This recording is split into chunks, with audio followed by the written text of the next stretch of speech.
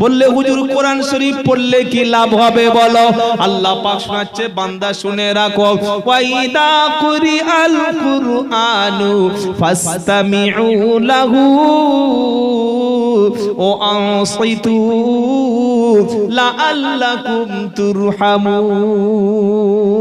জোরে বলো সুবহানাল্লাহ। 9 নম্বর পারা 14 নম্বর পৃষ্ঠা 12 নম্বর লাইনে 204 নম্বর আয়াত, সূরার নাম সূরা আল আরাব। আল্লাহ বলছে, বান্দা তোমার ঘরে শান্তির জন্য শান্তির খাটটা বিছিয়েছো, 1 লাখ টাকা দিয়ে খাট তুমি কিনতে পেরেছো, দামি গদিটা কিনতে পেরেছো।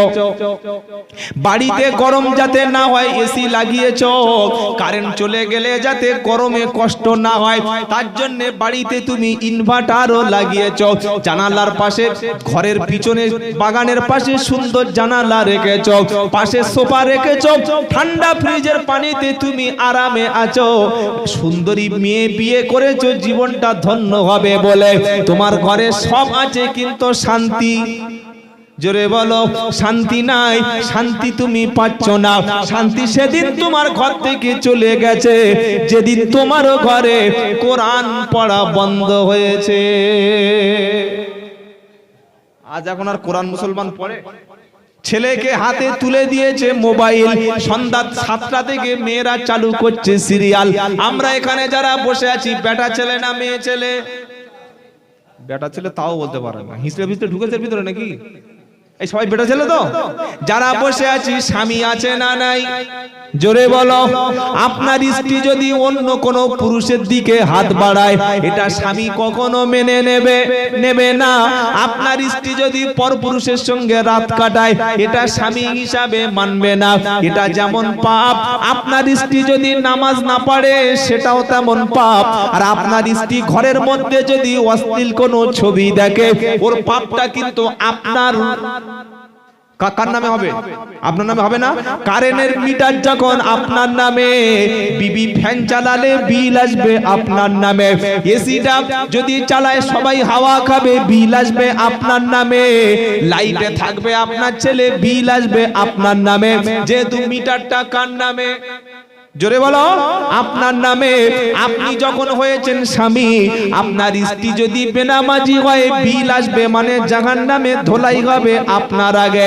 আপনার ছেলে যদি মদখোর তৈরি হয়, প্রথম ধরবে বাপকে। তাই এই গজবের সংসার থেকে বাঁচাতে যদি চাও, আল্লাহ পাক শোনাচ্ছে, ওয়াইদা কুরিয়াল কুরআন, যখন কোরআনে কারীম তেলাওয়াত হবে, চুপচাপ করে ধীর স্থির ভাবে তুমি শুনতে থাকবে। আশা করা যায় আমার রহমতটা তোমার উপরে নাজিল হবে। 32,000 টাকা দিয়ে কিনে কি সুন্দর উপরে রেখে দিয়েছে। আহা, আগে সাদা কালো টিভি ছিল না? ছিল না? সাদা কালো চলে গেল, তারপরে রঙিন মাল এলো। রঙিন চলে যাওয়ার পরে এলসিডি কিনেছে 32,000 টাকা দিয়ে। কি সুন্দর কালার ছবি দেখে, কালার ড্রেসগুলো দেখে মনে মনে আনন্দ নেয়। যেদিন থেকে কোরআনটা তুমি পড়া ছেড়ে দিয়েছো, যেদিন থেকে কোরআন ভুলতে বসে গেছো, কোরআন ছেড়ে দিয়ে তোমার বাড়িতে তুমি কেবিল লাইন নিয়েছো, কেবিল লাইনের বিল দিতে হয় না? হয় না? কত তবু দিতে হয় 3 মাসে? আর কেউ বলে কেবিল লাইন নাই এখানে? বাহ, তো আল্লাহর ওলির জায়গা গো, সুবহানাল্লাহ। তাহলে এটা না বলাই ভালো। এই বাবাজিরা, বাড়িতে শান্তি ফিরিয়ে আনার জন্য, স্বামী স্ত্রীর মহব্বতটা ঠিক রাখার জন্য, আল্লাহর রহমতটা যদি তোমার কাছে রাখতে চাও, তাহলে আল্লাহর কালামটা তুমি তেলাওয়াত করতে শুরু করো। করবো ইনশাআল্লাহ, করবো ইনশাআল্লাহ। আল্লাহর নবীর একজন সাহাবা, তিনি রাত্রে বেলা কোরআন পড়ছেন, আর তার ছোট্ট ছেলেকে পাশে শুইয়ে রেখেছেন। একটা ঘোড়া বাঁধা আছে, ঘোড়ার আস্তা বলে, পাশে ছোট্ট ছেলেটা বসে আছে, কোরআন শরীফ পড়ছে নবীর সাহাবা। কে কোরআন পড়ছে? সুন্দর করে কোরআন তেলাওয়াত করছে। যখন তিনি কোরআন তেলাওয়াত করছেন, ঘোড়াটা বারবার পা দিয়ে লাফাতে শুরু করছে। ঘোড়াটা লাফাতে শুরু করলো, যখন কোরআন পড়া বন্ধ হলো, সাথে সাথে আবার ঘোড়া বন্ধ হয়ে গেল। আবার কোরআন যখন পড়া শুরু করলো, আবার ঘোড়া লাফাতে শুরু করলো। রাত যখন গভীর হলো, বাচ্চাটাকে তুলে নিয়ে কোলে করে ঘরের মধ্যে চলে গেল, কোরআন পড়া বন্ধ করে দিল। পরের দিন আল্লাহর নবীর দরবারে জিজ্ঞাসা করলেন, ইয়া রাসূলুল্লাহ, হাবিবাল্লাহ, আমি গত রাতে কোরআন শরীফ পড়ছিলাম, এই রকম ঘটনা আমার সাথে ঘটেছে, ব্যাপারটা কি? আল্লাহর নবী বলছেন, শোনো, তুমি যখন কোরআন পড়ছিলে ওই সময় আল্লাহ রহমতের ফেরেশতাগুলো তোমার কালামগুলো শুনছিল। তোমার ঘোড়া যেটা বাঁধা ছিল, ওরা ফেরেশতা দেখে ভয় থেকে লাফ দিচ্ছিল। তুমি যদি সারা রাত কোরআন পড়তে, সকালবেলা নিজে চোখে ফেরেশতাদের দেখে নিতে। আচ্ছা, ফেরেশতা কি দেখা যায়? কথা বলো। আল্লাহ ইচ্ছা করলে দেখাতে পারে না? পারে না? এই পারে না? পারে না? এখন যদি ফেরেশতা দেখতে চাও, ফেরেশতা দেখবেন, এই দেখবেন চুপচাপ বললি, কোন পীর সাহেবের কেরামতি দেখাবে নাকি? ওই বোতল ফুদিয়ে বোতল ফাটা, ওসব ঘটনা এখন লোকার শোনে না। ফেরেশতা যদি দেখতে চাও, ফেরেশতার চাইতে আরো সম্মানিত হচ্ছে মানুষ। জোরে বলো, জোরে বলো। ফেরেশতার থেকে সম্মানিত কিছু যদি দেখতে চাও, সকালবেলা মাদ্রাসায় চলে আসো। নবী বললেন, মাদ্রাসায় শিক্ষার উদ্দেশ্য, ইলম শিক্ষা করার উদ্দেশ্য। যখন কেউ বাড়ি থেকে কোরআন শিক্ষার উদ্দেশ্য, আল্লাহর কোরআনের দিকে পা বাড়ায়, ইসলাম শেখার উদ্দেশ্য, ইলম শিখার উদ্দেশ্য, যখন কেউ তলেবুল ইলম হয়ে যখন কোরআনের কারখানার দিকে পা বাড়ায়, ফেরেশতারা তখন ওই ছাত্রদের পায়ের তলায় ডানা বিছিয়ে দেয়। তো ফেরেশতার চাইতে সম্মান কাদের? জোরে বলো। যারা কোরআন ওয়ালা, তাদেরকে ফেরেশতারা পাহারা দেবে। তাই সবাই বলুন, বাড়িতে নিয়মিত কোরআন পড়বো ইনশাআল্লাহ বলেন। নবী পাক যখন কোরআন শরীফ শুনিয়ে দিচ্ছিল, মক্কার মানুষগুলো নবীর উপরে সন্দেহ করতে লাগলো। তারা বলল, অকালু ইয়া আইয়ুহাল্লাযী নুজ্জিলা আলাইহিদ যিকরু ইন্নাকা লামাজনুন। 14 পারায় 1 পৃষ্ঠা 3-4 লাইন নিচে 6 নম্বর আয়াতে, সূরার নাম সূরা আল হিজর। আল্লাহ পাক শোনাচ্ছে, কাফেররা বলল, ওরে কোরআন যার উপরে নাজিল হয়েছে সে তো একটা পাগল। নবী 40 বছর আগ পর্যন্ত আরবের মানুষ নবীকে দুটো নাম ধরে ডেকেছে, একটা হলো সিদ্দিক, একটা হলো আস-সাদিক মানে সত্যবাদী, আরেকটা হলো আল আমিন চির বিশ্বাসী। নবীকে কেউ কখনো মুহাম্মদ বলে ডাকতো না। দুটো শব্দ তারা নবীর জন্য বলেছে, একটা হলো আস-সাদিক, আরেকটা হলো আল আমিন। একটা হলো সত্যবাদী, আরেকটা হলো বিশ্বাসী। কিন্তু নবী যখন কোরআন শোনাতে শুরু করলেন, জাহান্নামের ভয় দেখাতে শুরু করলেন, মানুষগুলো তখন তারা পাগল বলে দূরে সরে যেতে লাগলো। আল্লাহ পাক বলছে, হাবিব, ওরা আপনাকে পাগল বলেছে, আপনি মন খারাপ করবেন না, আপনি দাওয়াতের কাজ বন্ধ করবেন না, কোরআনটা মানুষের কাছে প্রচার করুন। ওয়ামা সাহিবুকুম বিমাজনুন। হে সাহাবারা, শুনে রাখো, যার উপরে কোরআন নাজিল হয়েছে, মুহাম্মদ তোমাদের সাথী, তিনি কোনো পাগল নন। সুবহানাল্লাহ বলবেন না? আজ আলেম ওলামা দেখলে আমাদের কিছু মানুষের মধ্যে একটা বিরক্তি ভাব এসে, মৌলবি কি বোঝে? আমরা সব জানতাম। মৌলবি ইংলিশ জানে, সায়েন্স জানে, কম্পিউটার জানে, ম্যাথমেটিক্স জানে, জিওগ্রাফি জানে, পলিটিক্স জানে, কিচ্ছু বোঝে না। আমরা সব বুঝি। এরকম এক শ্রেণীর লোকের আছে না নেই? আজকের আলেম ওলামা মুসলমানদের একদল লোক যারা জঙ্গি বলছে, যারা তালিবান বলছে, যারা দেশদ্রোহী বলছে, মাদ্রাসাকে জঙ্গির আতুর ঘর বলে মাদ্রাসা ভাঙছে। আসামে একটা মাদ্রাসা ভেঙে দেয়, কয়েকটা মাদ্রাসা ভেঙেছে, এটা দেখেছেন না দেখেন নাই? তো সেই যুগে যারা ছিল আবু জাহেল, আবু লাহাব, আজও পর্যন্ত আবু লাহাবের বাচ্চারা বেঁচে আছে না নাই? আছে। আবু জাহেলের বাচ্চারাও বেঁচে আছে, আবু লাহাবের বাচ্চারা বেঁচে আছে। আবার উম্মতে মুহাম্মাদি রাসূলের ঈমান, রাসূলের প্রতি ঈমান এনেছে যারা রাসূলের উম্মত, তারাও বেঁচে আছে। বলুন না সুবহানাল্লাহ। তো আল্লাহর নবী সাল্লাল্লাহু আলাইহি সাল্লাম যখন রিসালাতের কথা বললেন, মৃত্যুর পরে যে কবর বলে একটা জিন্দেগি আছে, এটা যখন তিনি সমাজে শুনিয়ে দিলেন, মক্কার মানুষগুলো দুটো ভাগ হয়ে গেল। একদল লোক বলল, ওরে তোদের বাপ দাদার ধর্ম সব উঠে যাবে, তোর বাপ দাদা যে 360টা মূর্তি পূজা করত, তোরা যে কাবা শরীফে গিয়ে দেবদেবীর কাছে সাহায্য চাইতিস, মুহাম্মাদের তোদের 12টা বাজিয়ে দিচ্ছে, একবার দেখ। সবার খারাপ বলছে, দেখ। সুতরাং যে কোনো ভাবে নবীকে আটকা, মুহাম্মাদকে আটকে দে, সত্য সারা জীবন প্রতিষ্ঠিত থাকবে। বলুন সুবহানাল্লাহ। নবীকে প্রথমে লোভ দেখানো হলো, আমরা মুসলমান কলেমা পড়েছি, আমাদের যদি 5000 টাকা 10,000 টাকা লোভ দেখানো হয়, নিজের মায়ের পেটের ভাইয়ের বিরুদ্ধে আদালতে দাঁড়িয়ে মিথ্যে সাক্ষী দিই না? এই জোরে বলো। নিরপরাধ মানুষকে ফাঁসানোর দিক থেকে আমরা 1 নম্বর। আল্লাহর নবী সাল্লাল্লাহু আলাইহি সাল্লামের বিরুদ্ধে এক পক্ষের লোক দাঁড়িয়ে গেল, আর নবীর পাশে নবীর দাদুও মারা গেছে, শুধু একমাত্র চাচা আবু তালেব তিনিও দাঁড়িয়ে গেলেন। আবু জাহেল সেনা কয়েকজন লোক নিয়ে, আবু তালেব বৃদ্ধ মানুষ, তার ঘরে মুহাম্মদ সাল্লাল্লাহু আলাইহি ওয়াসাল্লাম আশ্রয় নিয়েছেন। আবু তালেবের কাছে আবু জাহেল এসে বলছে, আবু তালেব, বললে কি?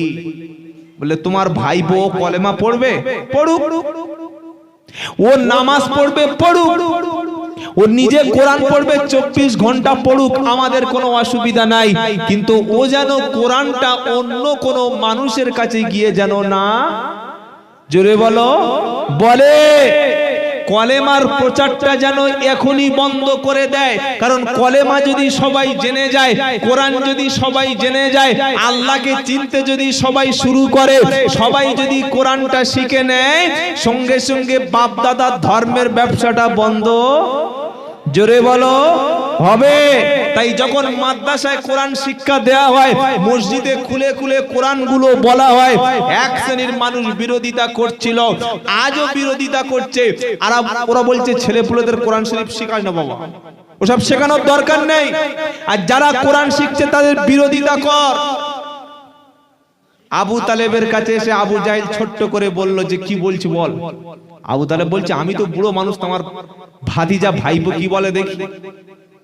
আবু তালেব এসে বলল, মুহাম্মদ দেখতে পাচ্ছ চুলদাড়ি সব পেকে গেছে, আগের মতো শরীরে ক্ষমতা নাই, তোমাকে বাঁচানোর মতো আমার কোনো পাওয়ার নাই, তো তুমি নিজে কলেমা পড়ছো, পড়ো।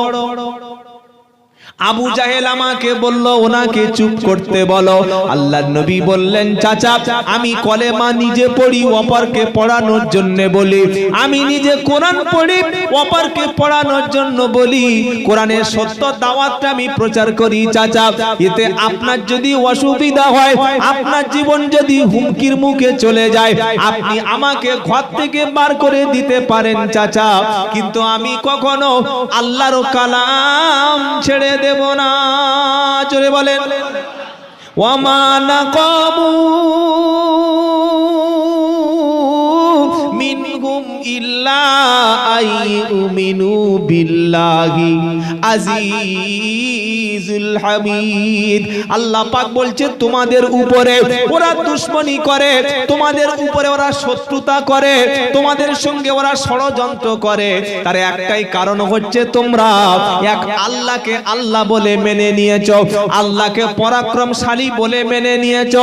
আবু জাহেল বলল, আবু তালেব তোমার ভাইপোকে গিয়ে বলো, ও যখন সরে আসবে না তো কত টাকা নেবে বলো। টাকার লোভ দেখাচ্ছে। যারা ঈমানদার তখন তারা কখনো টাকার কাছে বিক্রি হয় না। যারা কলেমা পড়েছে ওরা সুন্দরী নারীর ফাঁদে কখনো, জোরে বলো, পড়ে না। যাদের ভিতরে ইলম আছে শরীয়তের, ওরা কখনো টাকার লোভে সত্যটাকে মিথ্যা বলে দিতে, জোরে বলো। আজ যদি আপনি অন্যায়ের বিরুদ্ধে না প্রতিবাদ করেন, আপনি যদি মিথ্যার পক্ষে থাকেন, অন্যায়ের সঙ্গে যদি একমত হন, টাকা পয়সা গাড়ি বাড়ির অভাব, জোরে বলো হবে না। সত্য পথ থেকে সরে এসে ধর্মের সত্য কথা যদি সমাজে আপনি বলেন, সুদের বিরুদ্ধে যদি কথা বলেন, ঘুষের বিরুদ্ধে যদি কথা বলেন, অন্যায়ের বিরুদ্ধে যদি কথা বলেন, মানুষকে শেষ করছে যারা তাদের বিরুদ্ধে যদি কথা বলেন, সমাজে আপনার বদনাম হবে, সমাজে আপনার নামে বাজে কথা রটিয়ে দেবে। আর সমাজে অন্যায়ের সঙ্গে মিলেমিশে থাকলে উনি বড় হুজুর হয়ে তাকবীর পাবে। হে বাবাজিরা, সোনার আলালেরা, সিদ্ধান্ত নিতে হবে আপনার যে আল্লাহর সঙ্গে থাকবেন, রাসূলের সঙ্গে থাকবেন, আলেমের সাথে কোরআনের সঙ্গে থাকবেন, না নাফরমানদের সঙ্গে থাকবেন। কাদের সাথে? জোরে বলো। আলেমের সঙ্গে কোরআনের সঙ্গে থাকবো ইনশাআল্লাহ। পৃথিবীর লোভ দেখাবে, নারীর হাত চানিয়ে আসবে। আবু জাহেল বলল, আবু তালেব তোমার ভাইপোকে বলো ও যখন ছেড়ে আসবে না, আরবের সবচাইতে সুন্দরী মহিলা, যে মহিলার চোখে চোখে চোখ পড়লে যে কোনো বেটা ছেলে একদম হার্ট অ্যাটাক করে বসবে, তার চোখ ফেরানো যাবে না, কত সুন্দর নারী মুহাম্মাদের কাছে দেব, যেটা সে নিজে পছন্দ করবে সেই মেয়েটা তার দিয়ে দেব, ওটা নিয়ে চুপ থাকতে বলো। শুধু নারী পাবে না, আমরা যে ক্ষমতার শীর্ষে বসে আছি, যে গদিটা চাইবে ওই গদিটা দেওয়া হবে, সম্পদ যত চাইবে তত দেব, সোনা যত চাইবে তত দেব, তবে সত্য কথা যেন প্রচার করা জোরে বলো যাবে না। কি নেবে দেখো। আবু তালেব বলছে দাঁড়াও আবু জেহেল, ভিতরে গিয়ে নবীর কাছে একটু শুনে আসি। আল্লাহর নবীর কাছে এসে বলে, ভাইপো সবচাইতে সুন্দর নারীটা দেবে বলছে, সবচাইতে বেশি সম্পদ তোমাকে দেবে বলছে, আরবের জমিনে তোমাকে বাদশা বানানো হবে বলছে, তুমি কি বলছো বলো? আমরা হলে সাথে সাথে কি করতাম বলেন? ভোটের আগে ৫,০০০ টাকা হাতে পড়েছে, দাড়ি ছেঁচে চলে এসেছে। কি করছো দাড়ি? বললে সামনে ভোট, রাজনীতি করতে, বুঝতে পারছো না? কি ৫০০ টাকা দিলে একটা মুসলমান বিক্রি হয়ে যাচ্ছে। একটা ছাগল বিক্রি হয় ২,০০০ টাকা, হয় না? হয় না? একটা খাসি ছাগল ৬ কেজি ওজন, ২ বছর বয়স, দাম কত? কথা বলেন। ৩,০০০ কমপক্ষে কত? ৩,০০০ টাকা। ছাগল বিক্রি হলো ৩,০০০ টাকা, আর মুসলমান বিক্রি হয়ে গেল ৫০০ টাকা। কিন্তু ঈমান যাদের আছে, আল্লাহকে দেখে ভয় করে যারা, শরিয়াতের ইলম যাদের আছে, এখানে যারা প্রকৃত ঈমানদার, ধরুন এই নামাজি মুসাল্লি যারা বসে আছে, হুজুর বসে আছেন, হুজুর দুজন বসে আছেন, এনাকে যদি বলি যে আপনাকে ১,০০,০০০ টাকা দেবো, আপনি দাড়িটা চেঁচে দিন, চাচবে? কথা বলেন। আর সবাই বললেন না যে চাচা বলে মনে হচ্ছে। আমরা বললাম, ইয়া রাসূলুল্লাহ আপনাকে ভালোবাসি, আপনার জন্য জান দেব, মনটা চাইছে যেন মদিনায় উড়ে যাই। রাসূল গো মদিনায় কবে যাব? রাসূল তোমার মহব্বতে ঘুম আসে না।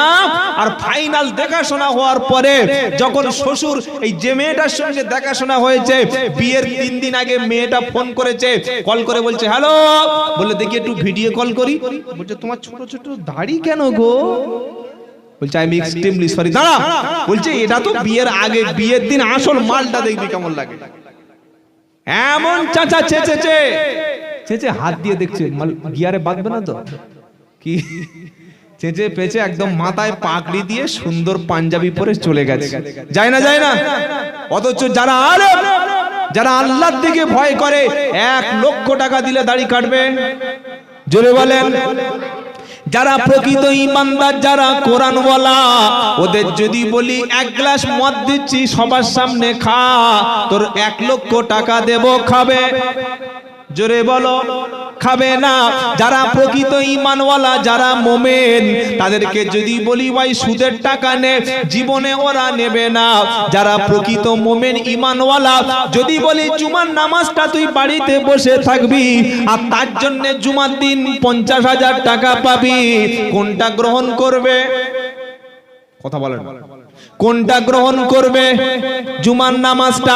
যারা প্রকৃত ঈমানওয়ালা ওদের যদি বলা হয় তোর কোরআন শরীফটা হাত থেকে কেড়ে নেব, তো জীবনে কোরআন পড়তে দেব না, কিংবা মসজিদটা ভেঙে ফেলবো, তুই জীবন দিয়ে দিবি কি বল? হয় মসজিদটা ভাঙবো, তা না হলে তোকে পাকা ঘর বানিয়ে দেব, তোর ঘরটা 4 তলা বানিয়ে দেব, ব্যাংকে 10 লাখ টাকা ভরে দেব, আর তোর মসজিদটা একটু ভেঙে দেব, কিংবা তোর মসজিদে একটু অপমান করব। ঈমানওয়ালা পছন্দ করবে? জোরে বলো। কুল ইন কানা আবাউকুম ওয়া আবনাউকুম ওয়া ইখওয়ানুকুম ওয়া আযওয়াজুকুম ওয়া আশীরাতুকুম ওয়া আমওয়ালুন ইকতারাফতুমুহা ওয়া তিজারাতুন তাখশাউনা কাসাদাহা ওয়া মাসাকিনু তারদাউনাহা আহাব্বা ইলাইকুম মিনাল্লাহি ওয়া রাসূলিহি। আহা, কি কথা আল্লাহ শোনাচ্ছে। 10 পারা সূরা তাওবা 24 নম্বর আয়াতে বাদিকের পৃষ্ঠার উপর থেকে 4টে লাইন নিচেতে আল্লাহ পাক শোনাচ্ছে, নবী বলো, তোমাদের আব্বার ভালোবাসা, তোমাদের সন্তানের ভালোবাসা, তোমার স্ত্রীর মহব্বত, তোমার ব্যবসা বাণিজ্য ঘর বাড়ির মহব্বত, এটা যেন কখনো আল্লাহ রসুলের চাইতে তোমার কাছে বড় বলে মনে না হয়। যখন তোমার বাপের মহব্বতটা, তোমার ছেলের মহব্বতটা, তোমার সংসারের দোকানের মহব্বতটা আল্লাহ এবং রসুলের চাইতে বড় তোমার কাছে মনে হবে, অপেক্ষা করো, খোদার গজব তখন তোমার উপরে নেমে যাবে, কোনো কাজে তখন আসবে না। নবীকে যখন বলা হলো, আল্লাহর নবীর উত্তর এবার শোনেন। নবীজি বললেন, চাচা আবু জাহেলকে বলে দাও, ওরা নারীর লোভ দেখাচ্ছে, সম্পদের লোভ দেখাচ্ছে, গদির লোভ দেখাচ্ছে, আপনি আবু জাহেলকে বলে দিন, চাচা ডান হাতে যদি আকাশের সূর্যটা এনে দেয়, যেটা কখনো আনা সম্ভব না, বাম হাতে যদি চাঁদটা আমার এনে দেয়, যেটা কখনো আনা সম্ভব না, আমি কলেমা থেকে এক চুল কখনো সরে যাব না। এই কঠিন পরিস্থিতি আমাদের উপরে এসেছে না আসে নাই? আমাদের বলছে, হয় তোরা পাকিস্তানে যাবি, হয় কোরআন ছাড়বি, আর নয় ভারত ছাড়বি। কোনটা বলছেন আমাদের? যে এনআরসি করব বলছে, আবার নতুন করে ফের শুরু করছে। সিএএ যে করবে বলছে, বাংলাদেশ, পাকিস্তান, আফগানিস্তান থেকে কোন অমুসলিম যদি ভারতবর্ষে এসে থাকে, বলা হচ্ছে সে শরণার্থী, মানে ওখান থেকে উদ্বাস্ত হয়ে অত্যাচারী হয়ে চলে এসেছে, তার নাগরিকত্ব দেওয়া হবে। কিন্তু মুসলমান যদি ভারতবর্ষে কেউ আসে, বাংলাদেশ, পাকিস্তান, আফগানিস্তান থেকে, তাকে বলা হচ্ছে অনুপ্রবেশকারী, মানে জোর করে এসছে, আবার পাঠিয়ে দেওয়া হবে। শুধুমাত্র ধর্মের ভিত্তিতে আমরা আল্লাহকে বিশ্বাস করি, রসুলকে বিশ্বাস করি, কোরআনকে বিশ্বাস করি, একটু বিশ্বাস করি, এই কারণে বলছে না, অন্য কোনো কারণে। কথা বলছেন না কেন? শুধু আমরা আল্লাহকে বিশ্বাস করি, রসুলকে বিশ্বাস করি, কোরআনকে বিশ্বাস করি, আমরা আখিরাতকে বিশ্বাস করি, আর নবীর সুন্নাতকে বিশ্বাস করি। এই কারণে আমাদেরকে বলা হচ্ছে যে এদেশে তোরা থাকতে পারবি না। বাবাজিরা, সোনারা লালেরা, এই রকম একটা কঠিন পরিস্থিতি তৈরি হয়েছে। আমাদের এই সময় দায়িত্ব ছিল সবাই এক হয়ে থাকা, কোনো ফেরকাবাজি না করা, কোনো ফিতনা সৃষ্টি না করা, সবাই সততার সঙ্গে চলা, আল্লাহর কোরআনকে শিক্ষা করে নেওয়া, গ্রামে মসজিদে চলে আসা, মাদ্রাসা শিক্ষা প্রতিষ্ঠান ভালোভাবে চলছে কিনা খবর নেওয়া, সবাই সবার জায়গা থেকে এক হয়ে থাকা, এটা দরকার ছিল না? ছিল না? আমি অনুরোধ করছি, আপনি হানাফি হয়েছেন আলহামদুলিল্লাহ, আপনি তাবলীগ আলহামদুলিল্লাহ, আপনি ফুরফুরাকে ভালোবাসেন আলহামদুলিল্লাহ, আপনি ইমাম শাফিকে ভালোবাসেন আলহামদুলিল্লাহ, আপনার জায়গায় আপনি ঠিক থাকুন, সমাজের মধ্যে বিশৃঙ্খলা সৃষ্টি করতে যাবেন না।